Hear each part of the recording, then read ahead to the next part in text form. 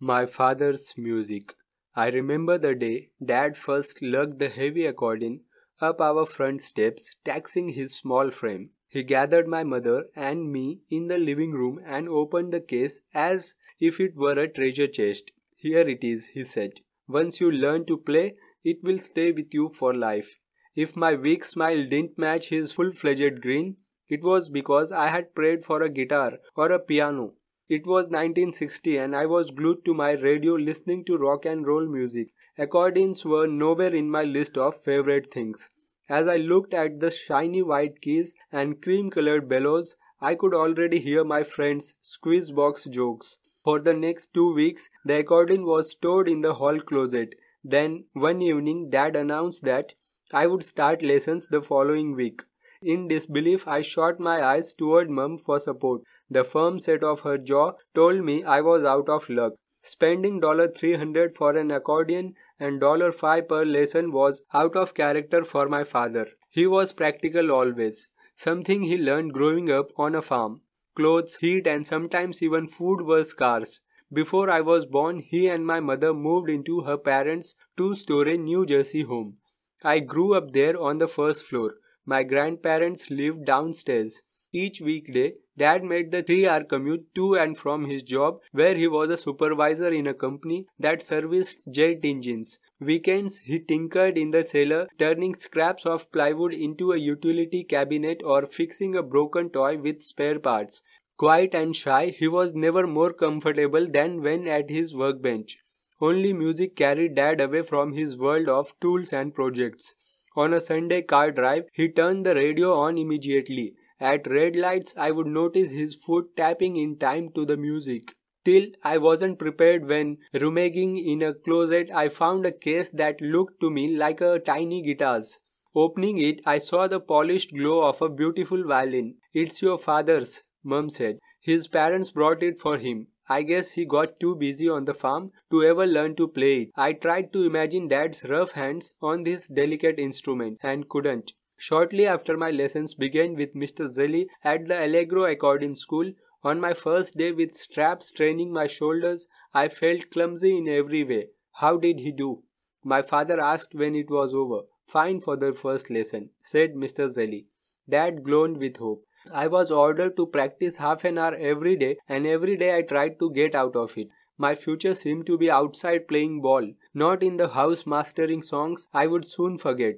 But my parents hounded me to practice. Gradually, to my surprise, I was able to string notes together and coordinate my hands to play simple songs. Often after supper, my father would request a tune or two.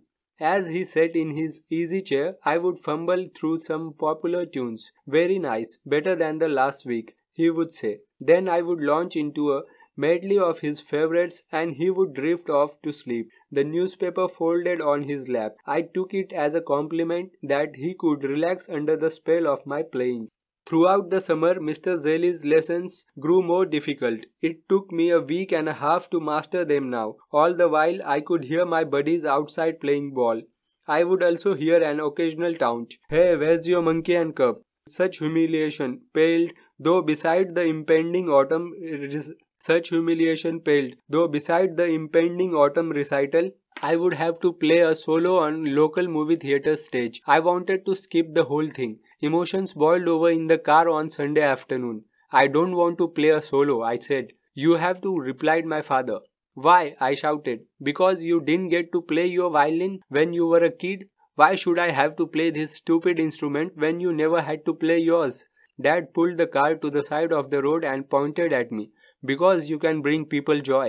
You can touch their hearts. That's a gift I won't let you throw away." He added softly, "Someday you will have the chance I never had. You will play beautiful music for your family, and you will understand why you have worked so hard." I was speechless. I had rarely heard Dad speak with such feeling about anything, much less the accordion. From then on, I practiced without my parents forcing me. The evening of the concert, Mum wore glittery earrings and more makeup than I could remember. Dad got out of work early, put on a suit and tie, and slicked down his hair with pomade. They were ready an hour early, so we sat in the living room chatting nervously. I got the unspoken message that playing this one song was a dream come true for them. At the theater, nervousness overtook me as I realized how much I wanted to make my parents proud. Finally, it was my turn. I walked to the lone chair on a stage and performed without a mistake. The applause spilled out, with a few hands still clapping after others had stopped. I was lightheaded, glad my ordeal was over. After the concert, Mom and Dad came backstage. The way they walked, heads high, faces flushed, I knew they were pleased. My mother gave me a big hug. Dad slipped an arm around me and held me close. "You were just great," he said. Then he shook my hand and was slow to let it go. As the years went by, the accordion drifted to the background of my life. Dad asked me to play at family occasions, but the lessons stopped. When I went to college, the accordion stayed behind in the hall closet next to my father's violin. A year after my graduation, my parents moved to a house in a nearby town. Dad, at 51, finally owned his own home. On moving day, I didn't have the heart to tell him he could dispose the accordion, so I brought it to my own home and put it in the attic. There it remained, a dusty memory, until one afternoon several years later when my two children discovered it by accident. Scott thought it was a secret treasure. Holly thought a ghost lived inside. They were both right. When I opened the case, they laughed and said, "Play it, play it." Reluctantly, I strapped on the accordion and played some simple songs. I was surprised my skills hadn't rusted away. Soon the kids were dancing in circles and giggling. Even my wife Terry was laughing and clapping to the beat. I was amazed at their unbridled glee. My father's words came back to me. "Someday you will have the chance I never had. Then you will understand." I finally knew what it meant to work hard and sacrifice for others. Dad had been right all along.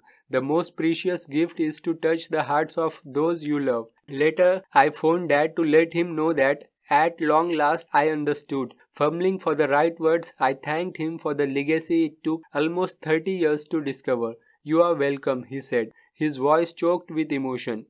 Dad never learned to coax sweet sounds from his violin, yet he was wrong to think he would never play for his family. On that wonderful evening, as my wife and children laughed and danced, they heard my accordion, but it was my father's music.